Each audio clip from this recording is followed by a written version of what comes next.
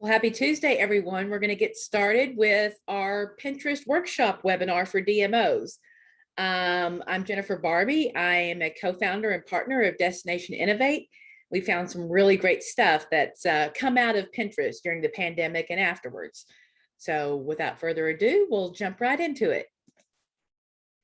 So why Pinterest is what a lot of my colleagues ask, since most people are focused on programmatic or Facebook or Google ads, but Pinterest seems to be one of those that has been overlooked, but is also super, super impactful for DMOs. There are 478 million monthly active users. There's more active users on Pinterest that search daily than there are on Instagram.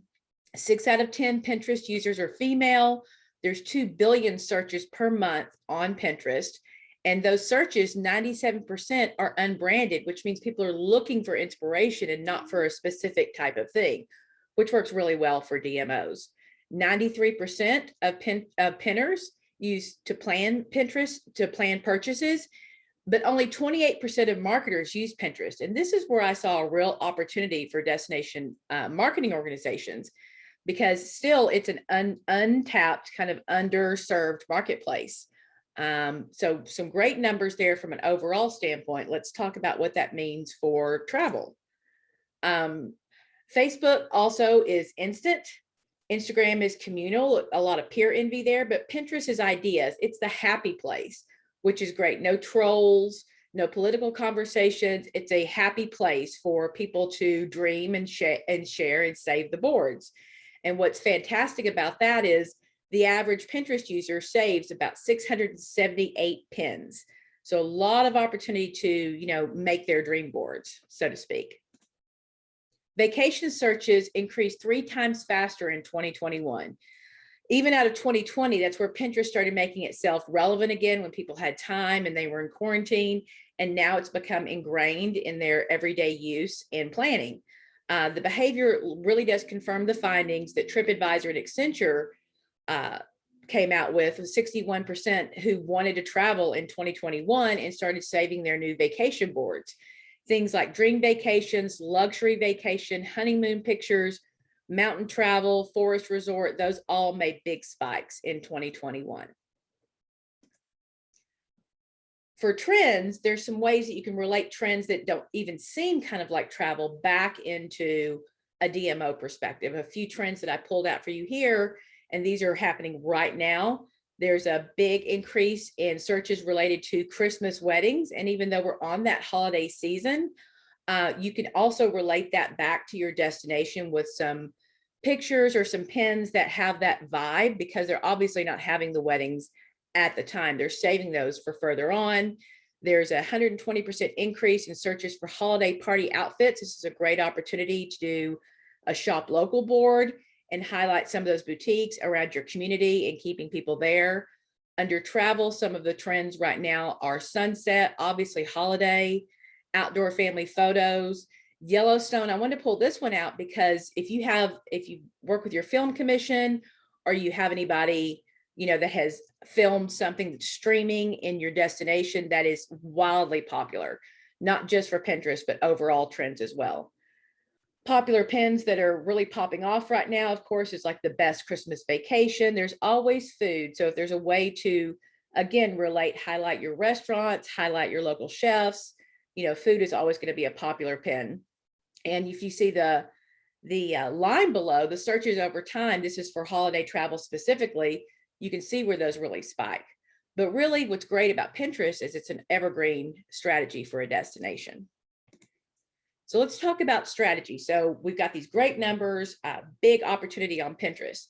When you're really thinking about your strategy, you want to think about your analytic strategy first. Like, where are they landing? Are they coming to your website? Are they coming to a blog, to a landing page, to a partner page? Think about that analytic strategy, because you're going to back up and make sure that those pin clicks get exactly where they are, because there's a couple of ways that you want to look at success in terms of Pinterest. One is pin clicks, and that's to look at your pin there. The other is outbound clicks, and that's to go to your website. And then the third, which could really be the most important, is saves.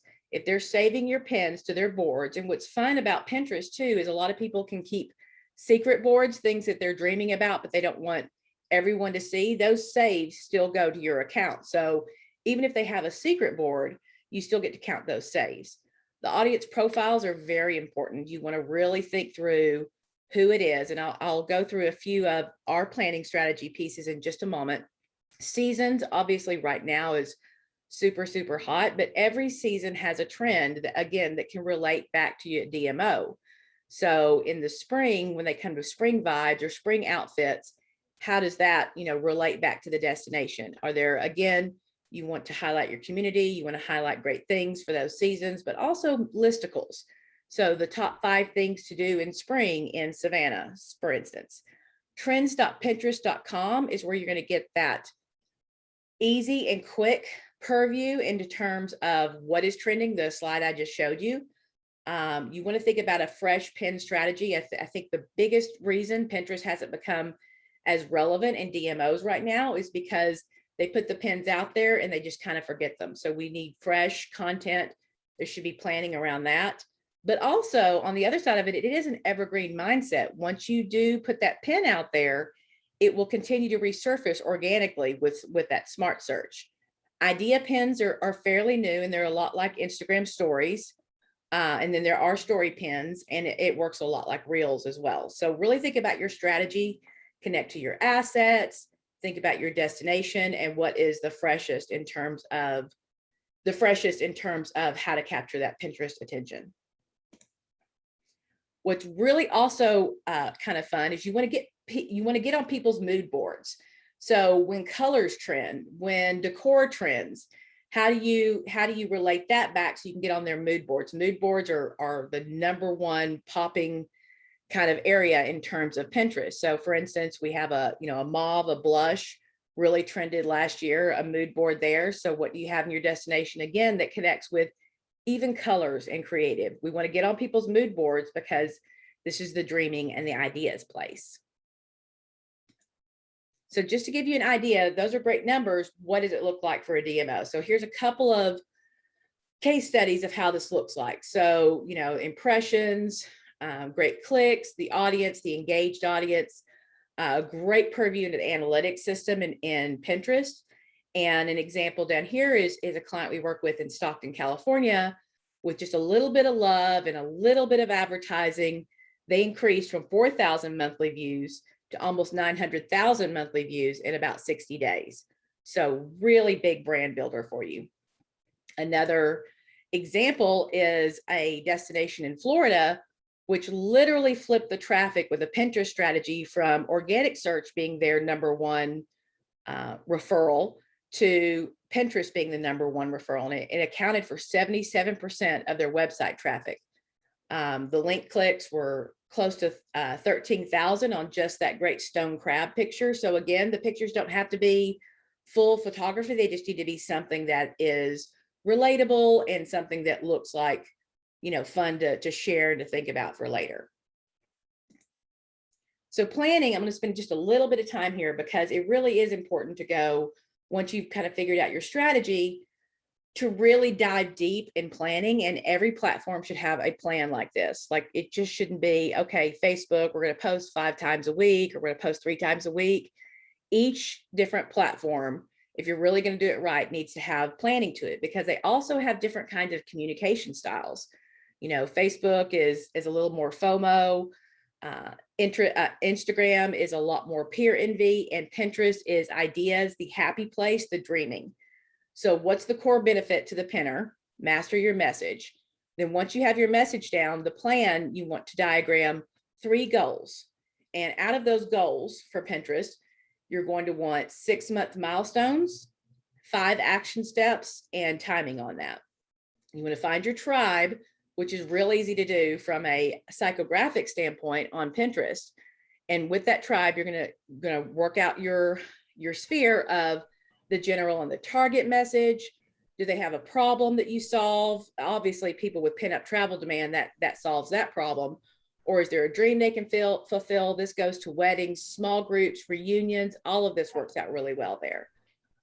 What culture do we own?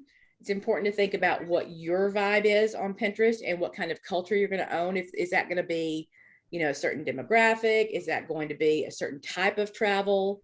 Where does the tribe live? We want to think about the other habits that happen, not just psychographics and geographics, but what else, what other platforms are they using? How are they communicating?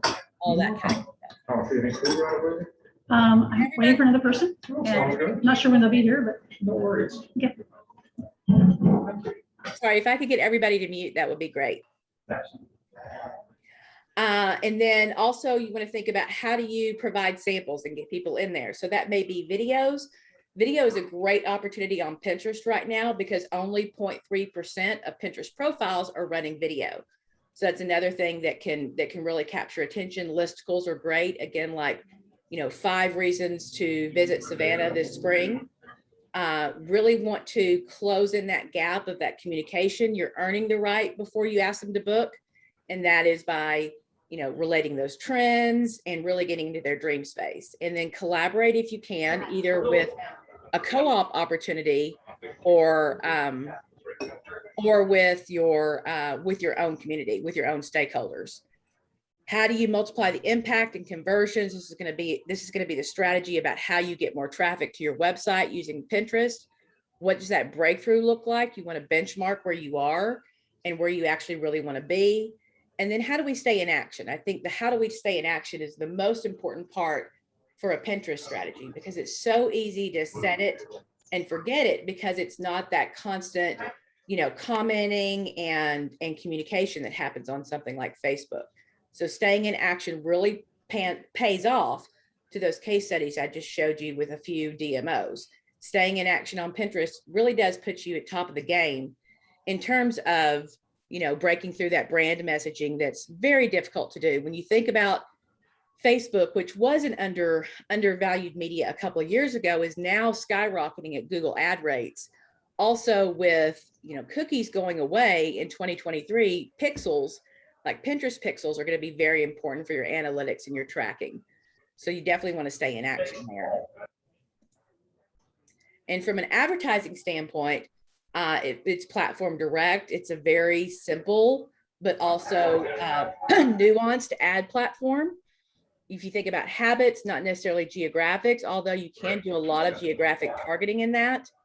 The audience, you want to think about act-alike, placement, interest, keywords. It's a very, very heavy, and device that they're on. It's a very heavy SEO opportunity. Accelerate the results of your popular pins through advertising. Think about life moments and holidays performing the best on Pinterest. People are saving for their weddings, for their family reunion, for events they want to happen. So those life moments can be connected back to your destination. And obviously holidays. Anything interesting on the special board? And then you want to think about, home content as well. If someone's looking for, a certain color palette or a home decor, how do you bring a little bit of that destination back home with you? And then I want to take you through a perfect pin. So as you can see on the top here, we have what is your feed, and your feed looks vertical. What's interesting is the world is going back from a horizontal format back to a vertical format. And what's great about this is we have a certain width, but the longer your image is, the more real estate you get in someone's feed. Also, descriptions are up to 500 characters. 200 and under is really the sweet spot for user engagement on Pinterest. And then from a creative standpoint, think about your overall, when you're in that planning stage, think about your overall brand and vibe.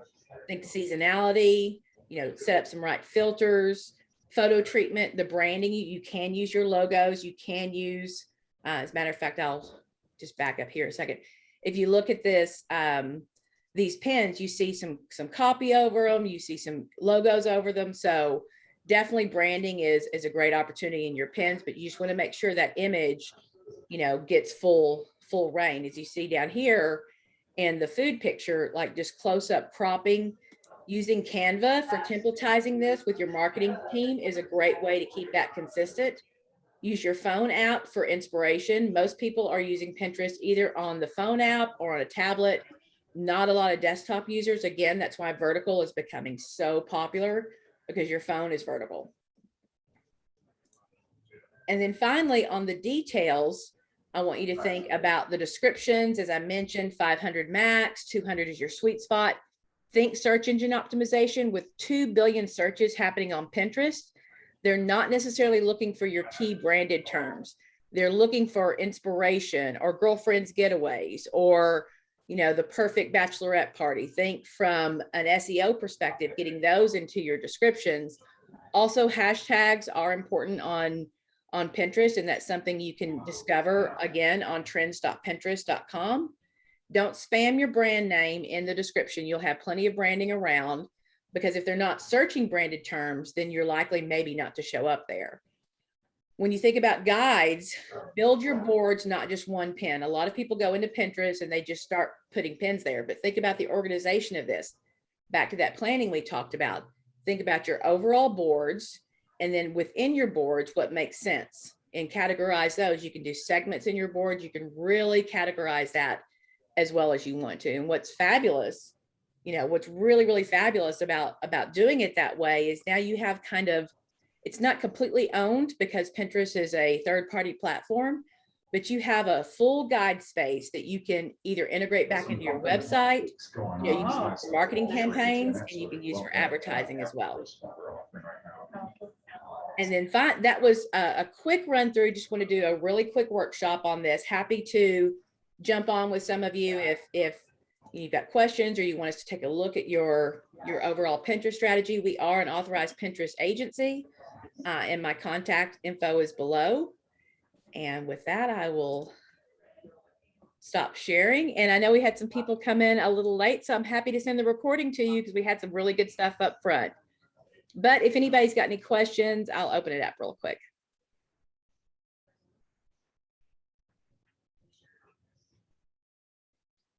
Great. Well, again, thank you all so much. And we will send out the reach a larger audience on Pinterest. Thanks for the question.